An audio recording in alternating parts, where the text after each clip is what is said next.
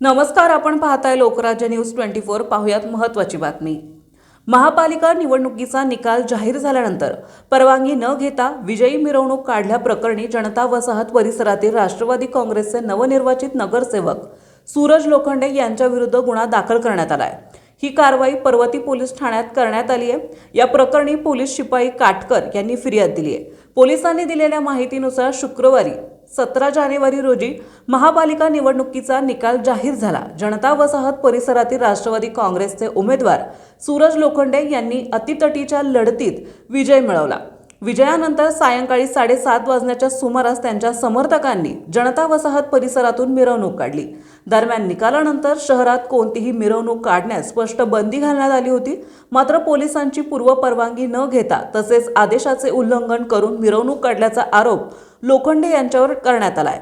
या प्रकरणी पर्वती पोलीस ठाण्यात गुन्हा दाखल करण्यात आलाय। पोलीस हवालदार आदक पुढील तपास करीत आहे। शहरातील कायदा आणि सुव्यवस्था अबाधित राहावी यासाठी निवडणुकीनंतर कडक निर्बंध लागू करण्यात आले होते। त्याचे उल्लंघन केल्यास कठोर कारवाई करण्यात येईल असा इशाराही पोलिसांनी दिला। महाराष्ट्रातील महत्त्वाच्या आणि ताज्या बातम्या पाहण्यासाठी आजच आमच्या लोकराज्य न्यूज 24 न्यूज चॅनलला YouTube वर सबस्क्राइब करा आणि बेल आयकॉन प्रेस करा।